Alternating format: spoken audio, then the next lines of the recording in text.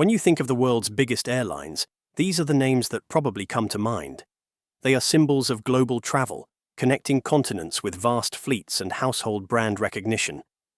But what if I told you there's an airline with more planes than any of them? An airline that is the undisputed largest in all of Asia, that many people in the West have never even heard of, let alone flown. This is China Southern. And its story isn't just about moving passengers. To understand its true scale, you have to understand its role as a primary engine of China's economic machine, a tool of statecraft painted in airline livery. This is the story of how China deliberately built an aviation empire to serve its national ambitions.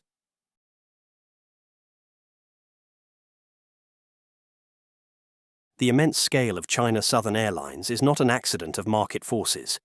It is the calculated result of deliberate state engineering, a strategic move in the grand game of national economic development. To understand this behemoth, one must first go back to its creation, to a time when Chinese aviation was a relic of a different era. In the late 1980s, China was at a pivotal moment. The country was cautiously emerging from decades of economic isolation under Deng Xiaoping's sweeping reform and opening up policy. Its aviation sector was a symbol of the rigid central planning that reformers were trying to dismantle, controlled by a single, monolithic, and notoriously inefficient state entity, the Civil Aviation Administration of China, or CAAC. For years, the CAAC was not just the regulator, it was the airline. It was a government department that flew planes, a direct subsidiary of the People's Liberation Army Air Force until 1980. Its operations were plagued by inefficiency and a concerning safety record. Flying was a privilege reserved for the political elite, not a service for the public. But as China opened its doors to the world, it became clear that this model was unsustainable. The country needed a modern, dynamic aviation sector to fuel its economic ambitions. In 1987, the government made a crucial decision. It wouldn't just privatize its airline, it would strategically break it apart. The CAAC's airline operations were split into 6 regional carriers, which were later consolidated through a series of mergers. This wasn't simple deregulation in the American sense, which had led to fierce, often chaotic competition a decade earlier. This was a strategic carve-up of the skies, designed to create a new, state-controlled order. From this process, 3 giants emerged, known today as the Big Three: Air China, China Eastern Airlines, and our subject, China Southern Airlines. Each was born with a specific mission, a designated territory, and a role to play in the national project. The government's plan was meticulous. This was not a free-for-all designed to foster pure competition. It was a coronation, where each of the Big Three was handed a fortress, a regional empire to command. Air China, designated as the national flag carrier, was given the political capital, Beijing, PEK. Its destiny was clear: to connect China's leadership with the world, flying the 5-starred red flag to global capitals. It was to be the airline of diplomacy and national prestige. China Eastern was granted the country's financial heart, Shanghai, PVG, SHA. Its role was to serve the burgeoning world of Chinese finance and international commerce, connecting the skyscrapers of Pudong to the trading floors of New York and London. And China Southern? It was given the South. Its primary hub was established at Guangzhou Baiyun International Airport, CAN. This was no third prize. In the 1980s and 90s, this region, the Pearl River Delta, was the white-hot epicenter of China's manufacturing miracle. It was the workshop of the world, a booming ecosystem of factories attracting massive foreign investment, particularly from neighboring Hong Kong, churning out everything from toys and textiles to consumer electronics for export. By placing a major state-owned airline in Guangzhou, Beijing was creating a vital piece of infrastructure to support and control this explosive economic growth. China Southern's identity was forged by its geography and its assigned economic mission. From its very inception, its primary purpose was to provide the logistical backbone for this export machine, connecting the factory floor to the rest of China and eventually to the world. It was designed to be a utility for the state's economic plan, a role that continues to define its strategy to this day. To truly grasp the scale of the empire assigned to China Southern, one need only look at the numbers.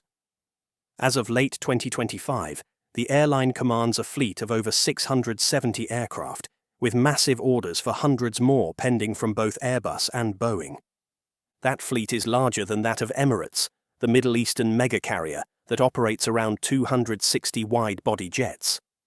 It is significantly larger than the mainline fleet of Lufthansa, the German flag carrier, which stands at approximately 300 aircraft, with a group total closer to 400 when including all its subsidiaries.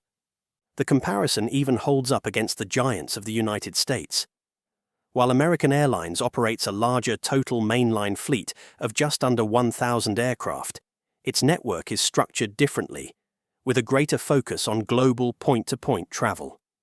When measured by fleet size or by the sheer number of passengers carried, China Southern is consistently ranked as the largest airline in all of Asia. This raises a fundamental question. If it's so big, why is it so invisible in the West? The answer lies not just in its domestic focus, but in where it chooses to fly when it ventures abroad.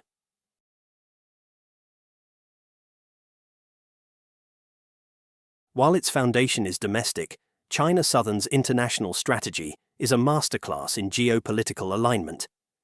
It is a network built not just to chase tourist dollars, but to serve as a tool of Chinese soft power and economic expansion, setting it apart from its domestic rivals and placing it in direct competition with the world's most established carriers.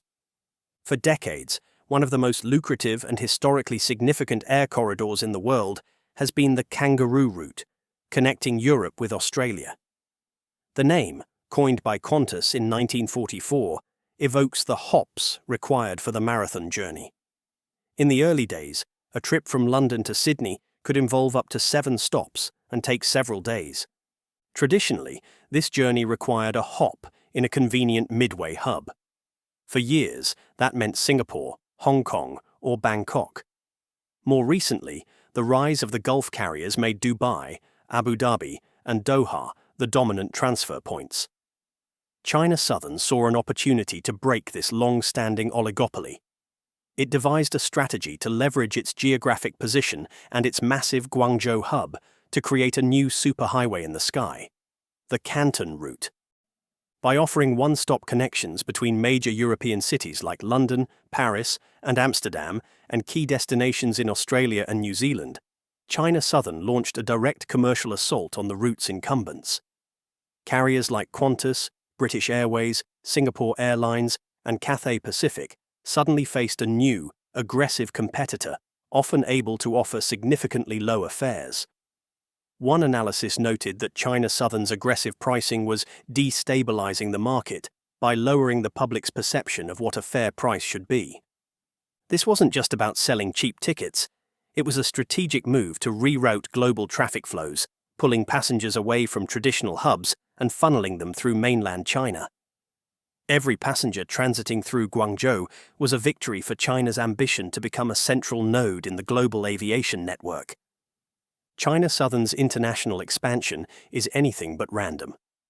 When you map its new routes over the past decade, the network that emerges is not one that follows tourist trends, but one that mirrors the blueprint of China's most ambitious foreign policy project, the Belt and Road Initiative, BRI. The BRI, also known as the New Silk Road, is a multi-trillion-dollar strategy to finance and build infrastructure, ports, railways, and pipelines across Asia, Africa, and Europe, binding these economies closer to Beijing. China Southern has effectively become its official airline, creating what is now called the Air Silk Road. The airline has aggressively expanded into Southeast Asia, a key theatre for the BRI's Maritime Silk Road component. It has also built a significant and growing presence in Central Asia and Africa, launching and increasing frequencies to cities that are key nodes in China's global infrastructure network. Flights to destinations like Nairobi in Kenya, Almaty in Kazakhstan, or Tashkent in Uzbekistan are not primarily for leisure travelers. They are strategic air bridges, facilitating the movement of Chinese engineers, executives, and officials who are building and managing the ports, railways, and energy projects that form the physical manifestation of the Belt and Road. The airline is the circulatory system for China's expanding global influence. In 2018, China Southern made a move that sent shockwaves through the aviation industry. It announced it was leaving the SkyTeam Global Alliance, effective January 1, 2019. This was a significant departure from the norm. Its state-owned rivals, Air China, a member of Star Alliance, and China Eastern, also in SkyTeam, remained firmly within the traditional alliance structures that have governed global aviation for decades. The official reason given was a desire for greater flexibility. The deeper reason was purely strategic. Global airline alliances are largely Western-dominated constructs, and within SkyTeam, a clear hierarchy had formed. Legacy members, particularly the US giant Delta Airlines, had forged a deep and lucrative partnership with China Southern's main domestic rival, Shanghai-based China Eastern. This alliance within an alliance effectively sidelined China Southern, limiting its access to the crucial North American market and channeling premium connecting traffic through Shanghai instead of Guangzhou. By remaining in SkyTeam, China Southern was playing by a set of rules that favored its competitor. Leaving was a rejection of this framework. By unshackling itself, China Southern was free to build its own network of partners based on its own strategic needs, rather than the dictates of the alliance. The results were immediate. The airline deepened its pre-existing codeshare partnership with American Airlines, a cornerstone member of the rival One World Alliance. It also attracted a significant investment from Qatar Airways, another One World heavyweight, which purchased a 5% stake in the Chinese carrier. This was a pivot away from being a subordinate player in a Western-led system to becoming the center of its own, more flexible and strategically aligned network. It was a declaration that it would no longer feed the hubs of its partners, but would instead build a global system designed to funnel traffic through its own.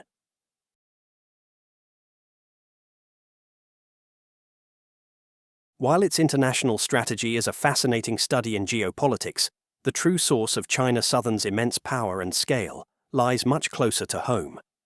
Its global ambitions are built upon a foundation of near-total dominance of the world's second-largest, and soon-to-be largest, domestic aviation market. For all the talk of the Canton route and the Air Silk Road, the overwhelming majority of China Southern's business happens within the borders of China. In 2024, a staggering 98.2% of its total seat capacity was deployed in Asia, with the vast bulk of that on domestic routes.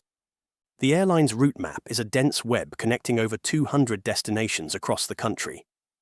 In a typical month, it carries over 13 million passengers, the vast majority of whom never show a passport. In 2023, China's airlines collectively flew over 590 million domestic passengers, and China Southern commands the largest share of that colossal market. This domestic network is the airline's fortress. It provides a massive and reliable revenue stream that allows it to weather international downturns and, crucially, subsidizes its often less profitable, strategically motivated international expansion. It is the engine room of the entire enterprise.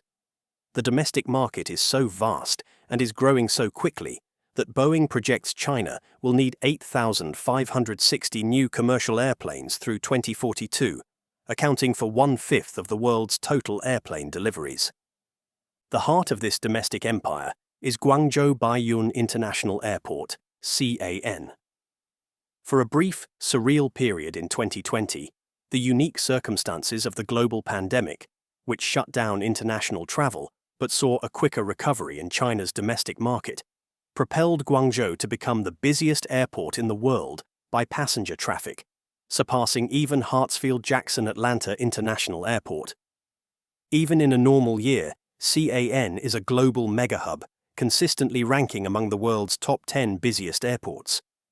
As the primary and dominant carrier at its home base, China Southern operates a classic hub-and-spoke model on a colossal scale.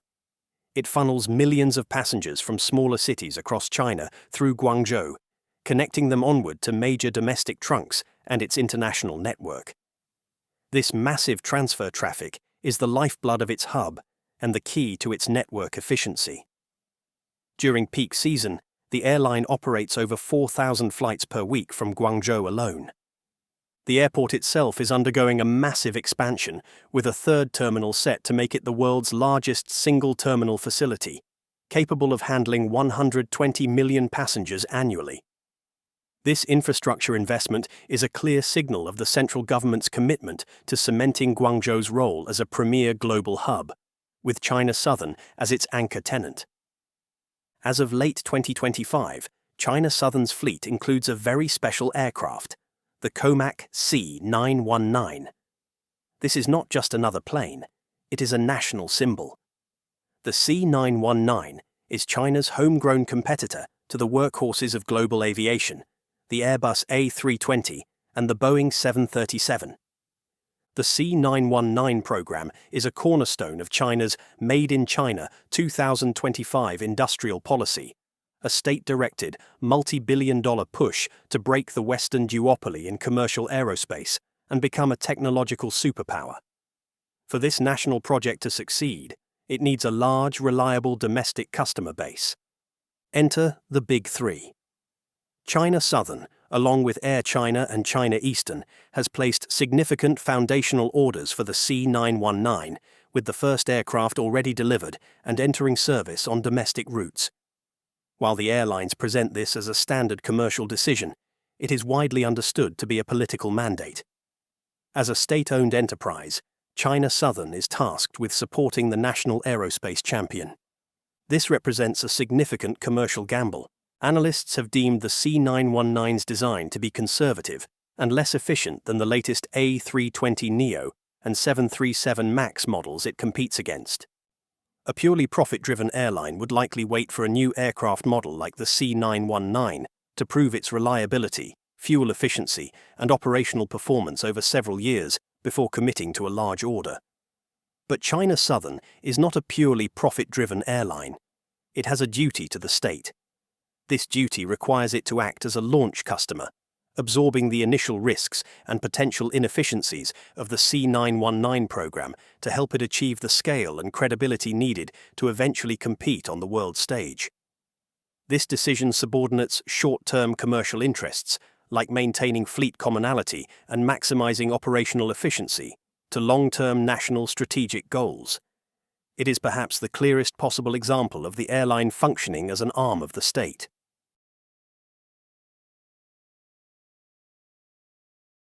For all its state backing and immense scale, China Southern is a behemoth facing significant headwinds. Its future is threatened by a combination of financial vulnerabilities, strategic burdens, and intensifying competition on multiple fronts.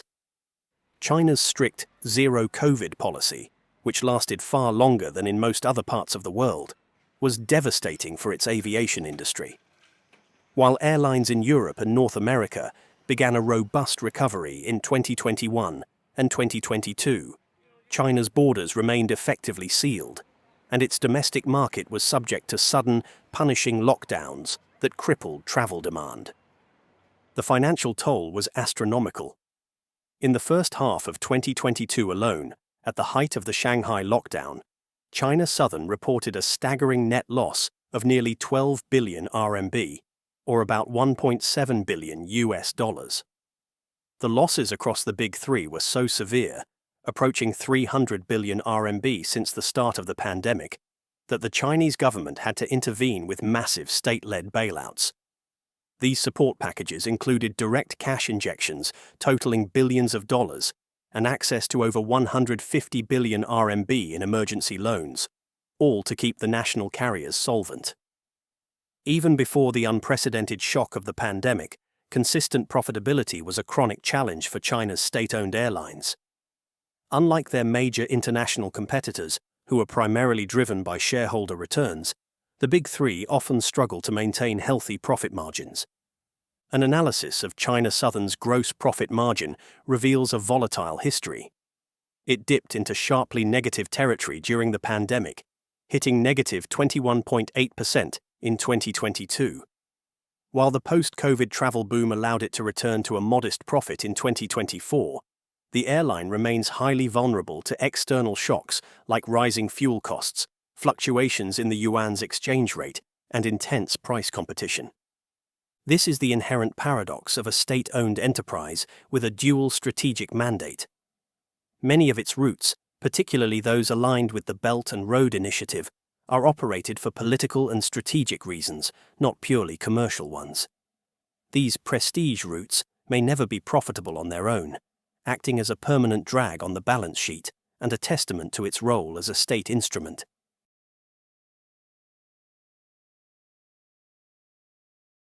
China Southern's market dominance is under attack from a pincer movement of powerful competitors. Domestically, the threats are twofold. First, China has built the world's largest and most advanced high-speed rail (HSR) network. For journeys under 800 kilometers, HSR is often faster door-to-door, more reliable, and cheaper than flying. The introduction of HSR services on key corridors has decimated air travel demand. For example, traffic on the Wuhan-Guangzhou air route declined by approximately 45% after the parallel HSR line opened. This has forced airlines to effectively cede the short-haul market to the railways. Second, while the state-owned giants still control the market, a growing number of private, often low-cost carriers, like Spring Airlines and Junyao Airlines, are chipping away at their market share. These more nimble competitors can operate with lower costs and often target specific, underserved niches, putting constant downward pressure on fares. Internationally, the competition is just as fierce. On premium long-haul routes to Europe and North America, China Southern struggles to compete with the powerful brand recognition, superior service quality, and extensive loyalty programs of established global players like Emirates, Singapore Airlines, and its old rival, Cathay Pacific. In the price-sensitive leisure market across Asia, it faces intense and growing pressure from a swarm of aggressive low-cost carriers based in Southeast Asia. The very thing that defines China Southern, its immense, state-backed size, can also be a liability. It provides a crucial safety net in times of crisis, but it also makes the airline less agile. It cannot easily abandon unprofitable domestic routes if they are deemed politically important. Its complex bureaucracy and cost structure make it slower to adapt to rapid market changes than smaller private rivals. In a rapidly evolving global market, being a giant can mean being a slow-moving target, vulnerable to attacks from multiple angles.